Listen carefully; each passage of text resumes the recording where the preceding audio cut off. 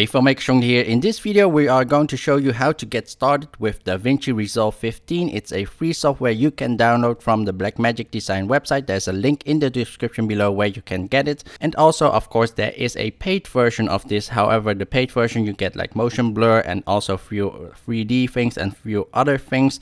However, if you are just using this for simple editing, simple videos, and also like for YouTube videos, you don't really purposely need to get like the paid version. You can actually get quite a lot out of the free version. So let's get started. So I've already installed mine and we're just going to open that. And we have Resolve starting. So it takes a few seconds for it to load a lot of things, and I am using the public beta version, and I'm actually not quite sure if the full version is already out yet. And here we have the opening or the home page, and here we can start a new project, give it a name, and I've actually filmed a event a few days ago at a store called Kapok, and my friend was actually performing there with her band French Concession. So going to press create to make a new project. And if this is your first time inside of an editing program, I'm going to explain a few things here. So here we see two windows. The left window is a preview window of your footage inside of the media pool, and the right window here is actually the preview of the timeline. And here on the left side we have the media pool and the master, and here is where we can import video footage, and inspector here is where we have also a lot of like control over the image, like scale and other effects we can do, that is simple effects. However, before we are going to import anything, we need to address the project settings. So to do that, we go to file here and choose project settings, or we go here to project settings, this small icon. So the main thing why we need to go to project settings first, we need to set the frame rate. If you have actually imported any footage, this frame rate automatically gets locked in. So you do want to change this frame rate before you are importing anything. So normally it's on 24p. However, personally, I don't really like 24p. I rather film in 25p for 25 PAL. And depending on which country you have all these other settings that you can also choose from. Then on top of here, we have timeline resolutions. So we can actually choose the resolution we want. However, I have a custom resolution here that is 2.5K or 1440p, which is 2.5K basically. And also you want to change the playback frame rate to be the same as your timeline frame rate, and of course you can change like your monitoring to be the same frame rate, and depending on which resolution your monitor is. And for the rest, you don't really need to change anything else. You can change where the cache is, depending where you are editing. You want the cache actually to be on an SSD so that the cache is actually loading much faster. You can also change here a few settings. You can change the render cache format to be LT or proxy, so it's a little bit faster, or you can also go for the Cineforms if you are on Windows. And pretty much these would make the rendering previews a little bit faster than rendering the higher uncompressed versions. And pretty much these other tabs over here you don't really need to press yet unless you are more deeper into editing. And right now if you have like a certain setting or custom setting right now, here we can go on top here to this tab, the presets tab. We can press save as and save this as a preset that you want to use every time, so you can quickly choose it out of this list. But also you can change it to default. So I've actually used this one. I've saved this 2.5K 25p, and you can right mouse click at it and press save as user default config. So every time you open DaVinci Resolve, it would be using these settings instead of the other default setting, which is 1080p at 24p. So we can actually close this now, even though this button called cancel, but it's basically exit this project settings window. And now we can import some footages. So what we used to do would be go to media and search here for the footages, but nowadays we can just drag and drop. You can also drag and drop onto the timeline, but I do not suggest to do that. You want to go to the video footage or the folder with the footage. So here we have this folder here, and you don't want to drag it into the media pool here. You want to drag it here where it says master, so it be a little bit more organized. So now we can see a folder called master. If you directly drag the folder here into the media pool, it would import all the footages, but it would not make a bin over here. So at least you can make a nice bin structure over here, so you can easily get more organized with like a lot of different footages. So once we have it all imported, we now can actually scroll through every clip and watch them. So you can see when I move here left and right over the footage itself, or over these buttons here or clips itself, you can see it showing up here in this preview window. However, if you move away, it will become black again. So to hold actually the clip into here, we just double click the footage and it will hold it here. So now we can scrub through it by dragging this little thing, or we can press spacebar on your keyboard to play the video. So now the most important thing is we want to pre-trim it. Basically what it is we want to cut the footage in the sections that we already want, instead of having to drag this entire clip, which is super long. So you don't want that, and not cut it or not do that many cutting onto your timeline itself. So we just scrub through it, and by pre-trimming it, we just basically choose the in and the out. So we choose where we want the clip to start. So maybe here where she sings and my focus is correct here.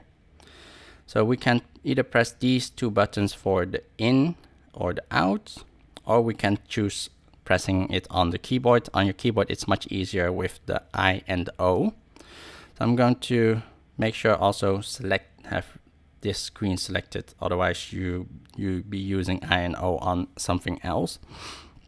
So you want this screen, I've clicked on this screen, and now press I.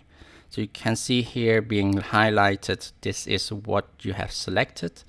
And we can now play by pressing spacebar, and here press O. So now we have this small section actually selected. When we drag this onto the timeline, we can see it's just a small section instead of the entire clip. Also, we have two of these icons here on the bottom. So the left one is if we want to only import or copy the footage over to the timeline without the audio, and the other one is only the audio. And of course, if you drag the clip from here, we have footage with audio.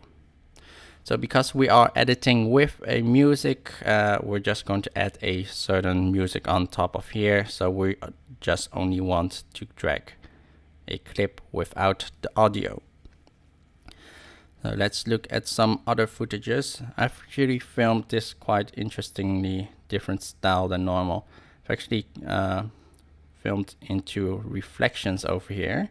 I saw like a nice reflection in an arcade game, so you can see King of Fighters here. So there should be like a nice section here.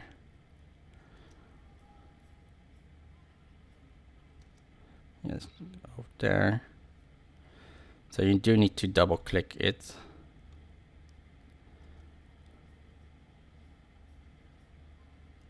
So want that out.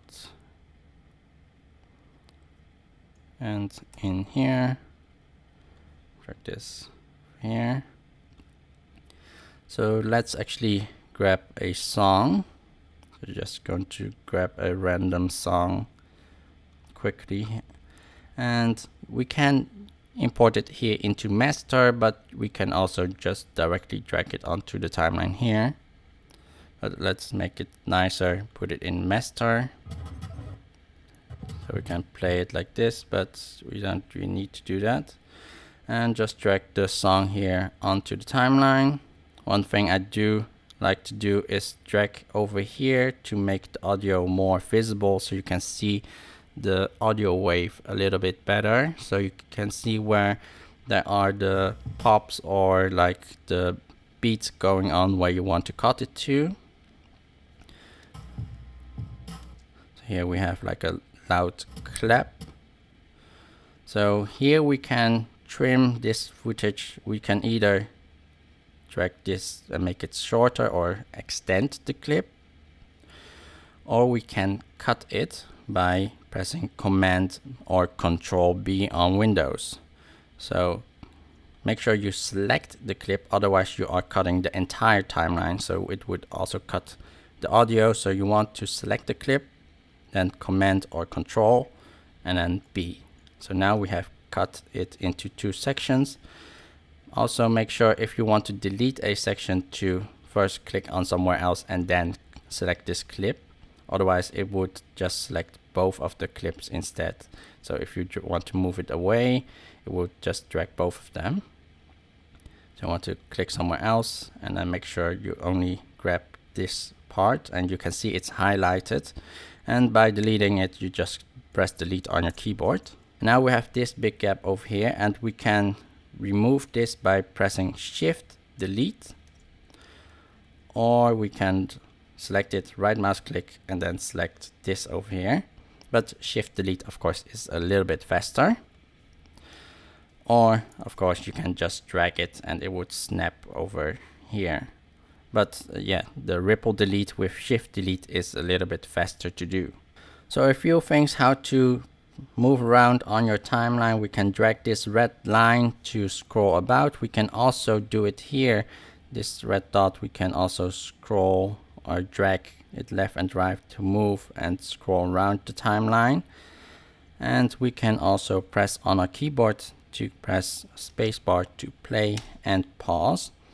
And we can use the keyboard left to jump 1 frame, or right to jump 1 frame, left and right to do like more specific look where you want to cut it.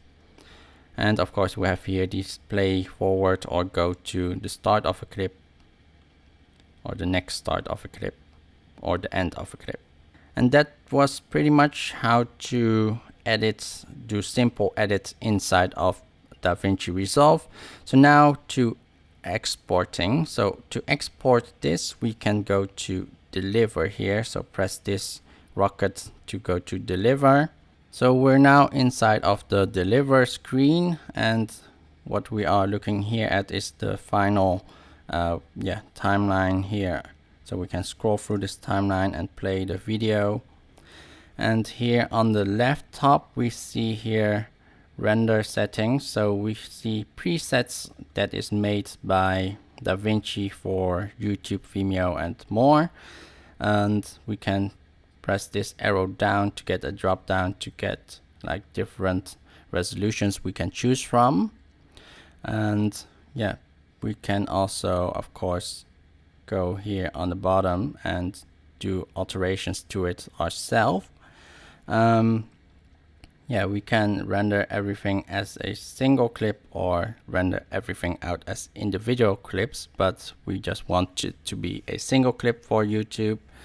And also here on top, the file name we can't change, but we can here choose where we want it to be exported to. So want it to be desktop user or Macintosh user, and then desktop. Press OK, so it will render to desktop. And here, not quite sure why it's QuickTime H.264, but we can change this to MPEG-4 H.264. Resolutions, yeah, there is no 2.5K again. We need to do that manually. So we can choose here customs and then choose and type in our own resolution for 2.5K. Quality here is restricted to this, but I know for 2.5K it needs to be 16,000 kilobytes because it's a 16 megabytes bitrate we need for 2.5K. You can actually find those numbers on a different video, and also YouTube changes those bitrates every time, so you do need to look at the website or support page of YouTube for which bitrate you need. Single pass, everything should be okay here. Audio also should be okay. File here, we can over here finally change the name, so we can call this Ella at Kapok.